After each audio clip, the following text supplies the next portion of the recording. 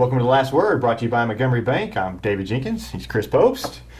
Chris, playing a little hurt today. It sucks getting old, doesn't it, Jenks? It sucks more than you know. It's blew out a calf muscle and Man and a half today, so I'm a man down, so you just have to bear with me. I may make some ridiculous picks. Everything I pick today, just take with a grain of salt because I don't know what I'm doing. He's on medication. Yeah, I'm kind of loopy today. So, speaking of on medication, yes. Jackson on any medication after losing to rival? I don't know. I think it was suicide watch. It's kind of. I don't think it was that bad. I think it's Jackson. They're looking for bigger picture. I don't think they marked this game as any bigger than it Cape probably did. But yeah, I'm sure it hurt a little bit losing to Cape like that. But again, losing conference title. Possibly. It's it's going to probably come down to that. Yeah, I'm sorry, but Farmington's not beating Cape. No. I don't care, letdown game or not. Yeah, and that is big for around here. But hey, those rival games that go either way, and it proved right this week. And Cape Central, like we said, they're a good team. They're one of probably the most athletic team in this area, and they proved that they had absolutely nothing to lose with some of the play calls they made, and lots of times when teams do that, they end up winning. I'm kicking myself because all along I've kept saying Cape Central over Jackson, Cape Central over Jackson, and then Cape Central loses to Ladue, and I'm like, well, I'm off their bandwagon. I'm going to go with Jackson because, Jackson is Jackson. And if you can't beat Ladue, you can't beat. But Ladue's obviously pretty good. I don't know. They're not state ranked, but they should be, and they should be ahead of Cape because they beat Cape. I voted for Ladue in the they're Class 5, so they'd be Well, anyway. Whatever. But I have ahead of Jackson. I did vote. They should. Yeah, there you go. But obviously they're pretty good. They're 6-0. They play a tough schedule up there, so obviously they're a lot better than what I gave them credit for. But I probably should have stayed on that Cape Central bandwagon. Even after I made the pick, later on Thursday and Friday, I kept thinking, I don't know about that. Cape playing at home, they're so athletic, they're so tough, they're going to be fired up. So it doesn't surprise me they won. But if you're Jackson, you've got to rebound. You've got Sykes this week. You've got to rebound and just kind of erase that from because like you said, you've got bigger. You got the bigger picture in mind. Exactly, and you talk about rebounds, they're going to Dennis Rodman, Sykeston. This is going to be ugly. I'm sorry, Sykeston fans, but this is not going to be good. And they're probably a little upset losing to Jackson. Cape Central. And they're going to kind of fend off some frustration here. I think you're right. I think Sykeston's on woodshed alert. Jackson's wanting to take them to the woodshed again. Something tells me, Sykeston just may want to just kind of run out and just kind of slink onto the sideline, not be jumping on the.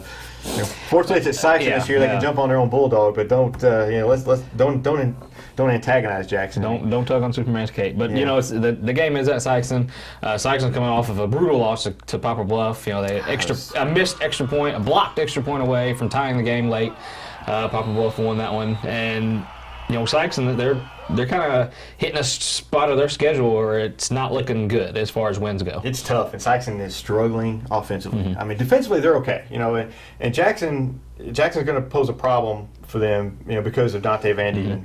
But I think Sykeston will be okay defensively. I don't think they're going to give up 60 points or anything like that. They may give up in the 40s, but it'll be low 40s. I think that their defense is good.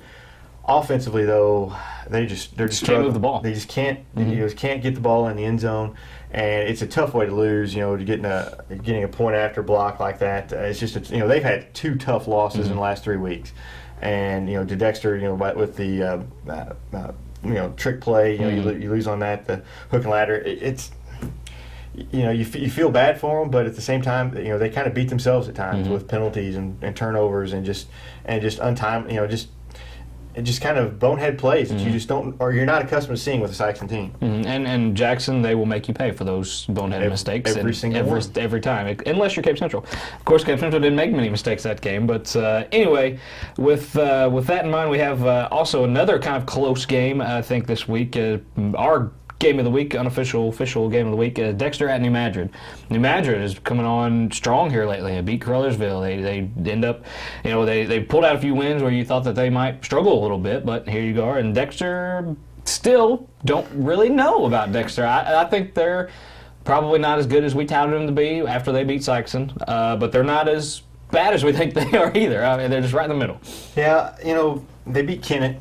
by 1 point and held on. But Kennett was a different team. Kennett put a Wilson behind, he behind center, put him at quarterback, and he's very athletic, and that's going to give the athletic quarterbacks this year have given Dexter trouble.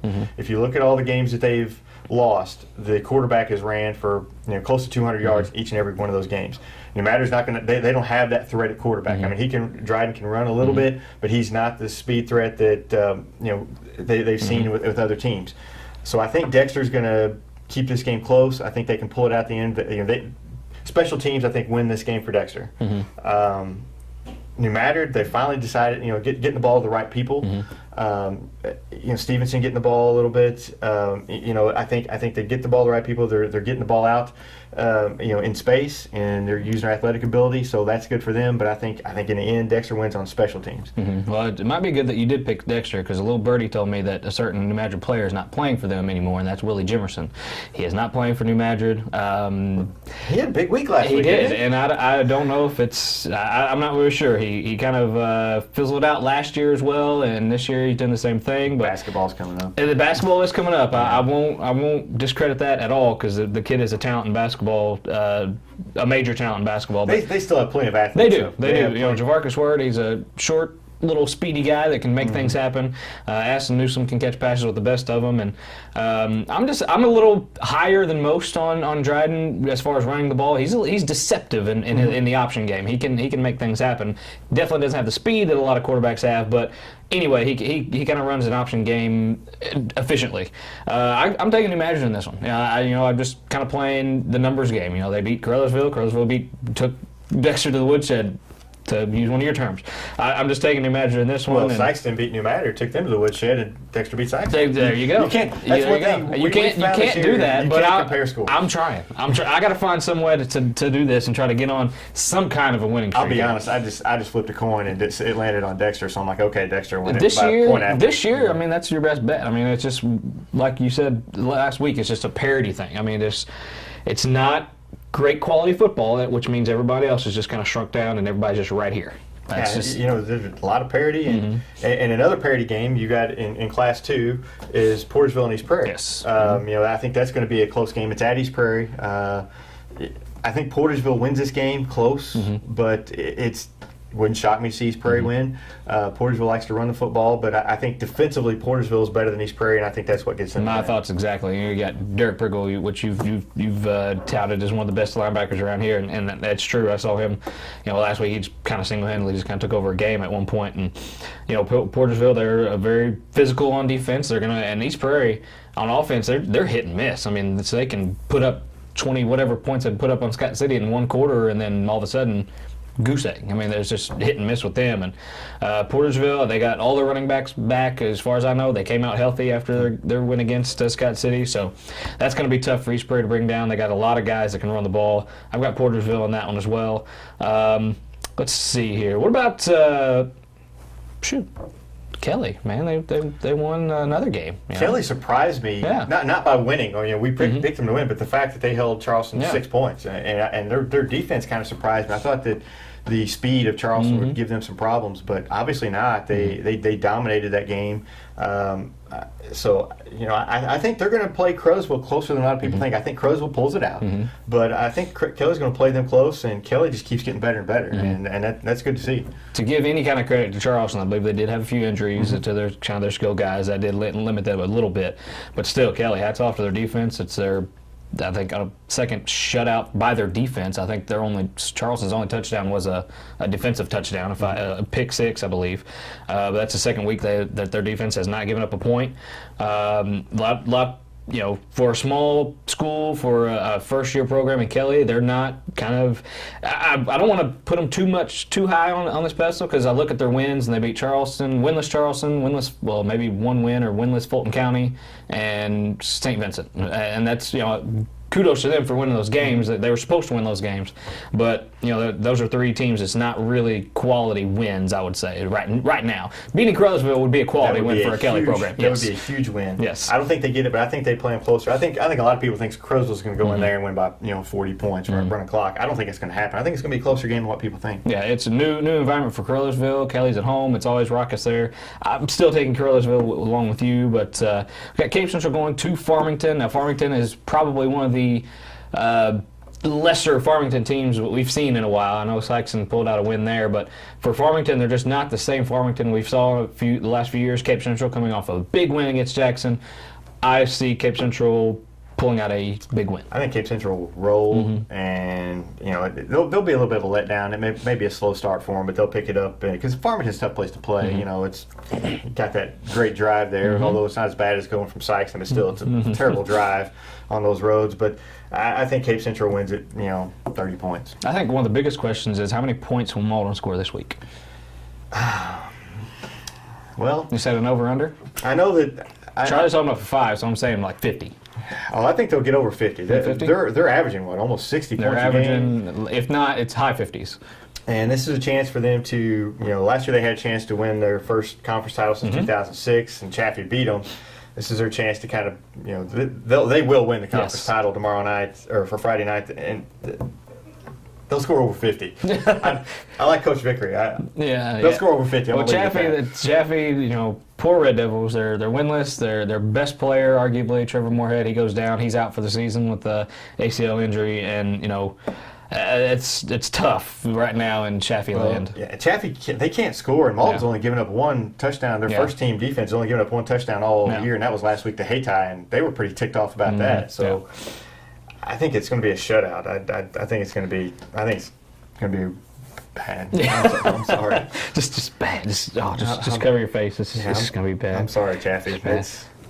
We like you over there, but this is not a week that you want to be Chaffee. Malden clinches the conference in this game. We also have Hayti traveling to Scott City. Scott City coming off of a lopsided loss to Portersville.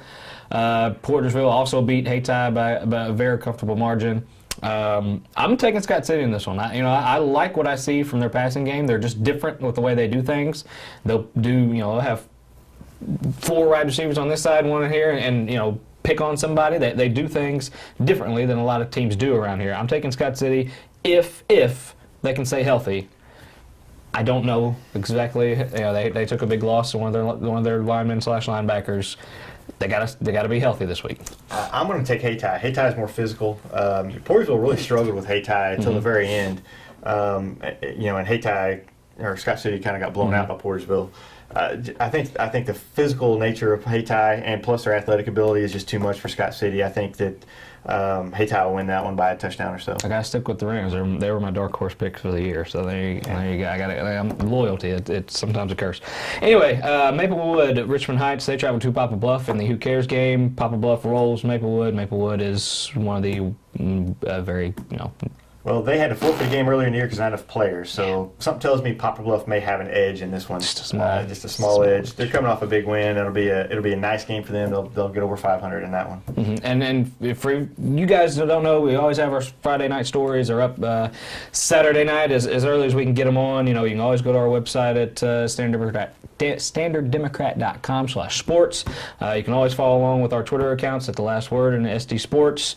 As far as that goes, we try to give as much coverage as we can, and thank you guys for watching. Jinx, you want to shout out to any doctors?